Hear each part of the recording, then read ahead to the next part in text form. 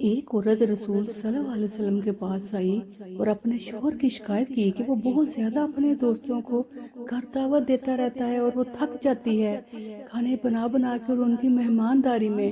رسول صلی اللہ علیہ وسلم نے کوئی جواب نہیں دیا۔ وہ عورت واپس چلی گئی۔ کچھ دیر بعد رسول صلی اللہ علیہ وسلم نے اس عورت کے شوہر کو بلوایا اور فرمایا، آج میں تمہارا مہمان ہوں۔ وہ آدمی بہت خوش ہوا اور گھر جا کے اپنی بیوی کو بتایا کہ رسول صلی اللہ علیہ وسلم آج ہمارے مہمان ہیں۔ اس کی بیوی بے حد خوش ہوئی اور وقت لگا کر محنت سے ہر اچھی چیز تیار کرنے میں مصروف عمل ہو گئی۔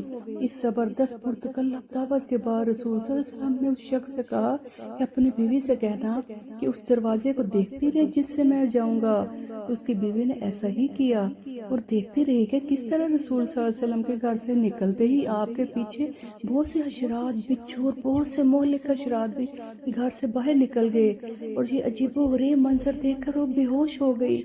جب رسول صلی اللہ علیہ وسلم کے پاس آئی تو آپ نے فرمایا، یہ ہوتا ہے جب تمہارے گھر سے مہمان جاتا ہے تو اپنے ساتھ ہر طرح کے خطرات، مشکلات اور آزمائشیں اور مہلک جاندار گھر سے باہر لے جاتا ہے، اور یہ اسی وجہ سے ہوتا ہے کہ جو تم محنت کر کے اس کی خدمت مدارت کرتی ہو۔ جس گھر میں مہمان آتے جاتے رہتے ہیں، اللہ اس گھر سے محبت کرتا ہے۔ اس گھر سے بہتر اور کیا ہو کہ جو ہر چھوٹے بڑے کے لیے کھلا رہے۔ ایسے گھر پر اللہ کی رحمت اور بخشش نازل ہوتی رہتی ہے۔ رسول صلی اللہ علیہ وسلم نے فرمایا، جب اللہ کسی کا بھلا چاہتے ہیں تو اسے نوازتے ہیں۔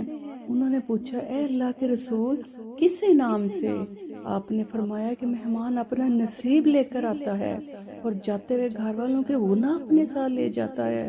میرے عزیزو، جان لو کہ مہمان جنت کا راستہ ہے۔